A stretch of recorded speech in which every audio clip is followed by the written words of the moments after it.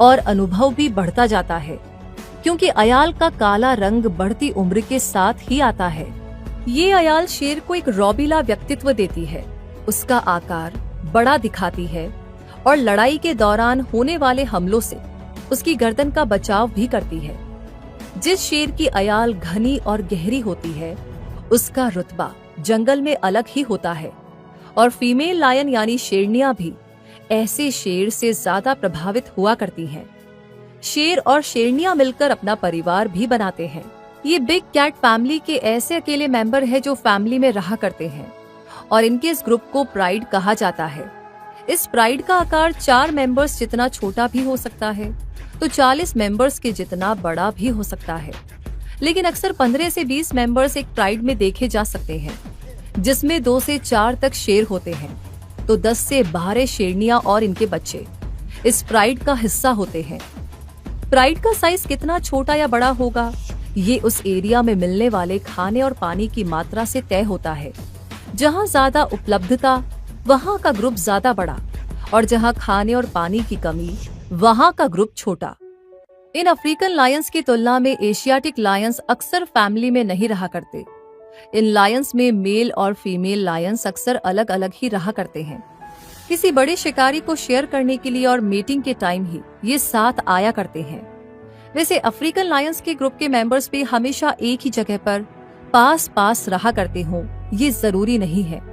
हर member अपने हम उम्रों के साथ रहना पसंद करता है।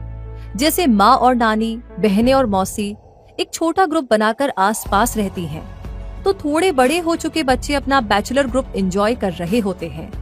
सीनियर शेर एक साथ गुट बनाकर रहते हैं, तो छोटे बच्चे यहाँ वहाँ उछलते कूदते रहते हैं। जब कभी शिकार करना होता है या खाने का टाइम होता है तो ये सब एक जगह पर साथ आ जाते हैं। इस ग्रुप की खासियत ये होती है कि इसमें रहने वाली शेरनियां अपने जन्म से लेकर मौत तक इसी ग्रुप का हिस्सा रहती हैं और ये करीबी रिश्तेदार होती हैं, जैसे नानी, माँ, बेटी और बहन। जबकि इस ग्रुप के शेर अपना बचपन भले ही इस परिवार में बिताते हैं, लेकिन बड़े होने के साथ इन्हें इस फैमिली से बाहर निकाल दिया जाता है। इसके बाद वो कहाँ जाते हैं और क्या करते हैं, ये सब जानेंगे बस थोड़ी ही देर में। लेकिन पहले ये तो जान ले कि इस प्राइड में सबकी क्या क्या रिस्पॉन्सिबिलिटीज हुआ करती हैं। तो शेर जो प्राइड में एक से ज्यादा हो सकते हैं, वो इस प्राइड के मुखिया होते हैं और इनमें से भी एक शेर सबका लीडर होता है। शेरों के बारे में अक्सर ये सोचा जाता है कि ये अपने परिवार के लिए खाना लेकर आते होंगे और इसके लिए ये शिकार करते होंगे, लेकिन नहीं, शेर शिकार नहीं करते। इस परिवार में रहते हुए शेरों का काम शिकार करना नहीं होता। भले ही ये शातिर शिकारी होते हैं, लेकिन फिर भी इनके हिस्से में परिवार की सुरक्षा की जिम्मेदारी आती है। अपने पूरे प्राइड को सुरक्षित रखना, अनजाने खतरों के लिए सतर्क रहना, दूसरे शेरों की तरफ से आने वाली चुनौतियों का डटकर सामना करना और अपने इलाके को बचाने के लिए जान की बाजी लगाने से भी नहीं हिचकना, इन शेरों की जिम्मेदारी होती है। शिकार तो ये कभी कभार ही करते हैं। इनके प्राइड की टेरिटरी में लगभग 100 वर्ग मील का एरिया आता है, जिसे बचाए रखने के लिए शेर अपनी दहाड़ से दुश्मनों को आगाह करते हैं कि खबरदार, जो इस तरफ आंख उठाकर भी देखा। और अपने इलाके की सीमा बनाने के लिए ये उस जगह पर यूरिन से निशान भी बनाते हैं, ताकि कोई इस सीमा को लांघे नहीं। इस प्राइड में रहते हुए बच्चों को पालना और संभालना तो शेरनियों के जिम्मे होता ही है। साथ में शिकार के गुर सीखना भी इन्हीं की जिम्मेदारी होती है, क्योंकि इस प्राइड के मेंबर्स के लिए शिकार वही तो करती हैं।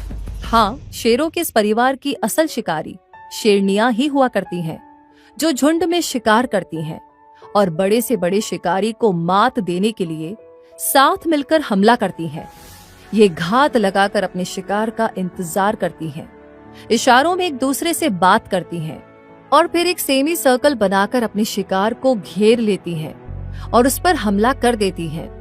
बहुत बार इनके हाथ असफलता भी लगती है, लेकिन ये जानती हैं कि इन्हें परिवार के लिए खाना लेकर जाना ही होगा। इसलिए अपना पूरा जोर लगाकर ये शिकार को चित्त करने की कोशिश में जुटी रहती हैं। जब कभी कोई छोटा शिकार सामने होता है तो ये अकेली ही उसे मार गिराती हैं, और जब कभी बड़े शिकार पर हमला बोलने के लिए जरूरत पड़ती है तो शेर भी इनकी मदद के लिए आगे आ जाता है। इस शिकारी परिवार के सेंसेस बहुत ही शार्प होते हैं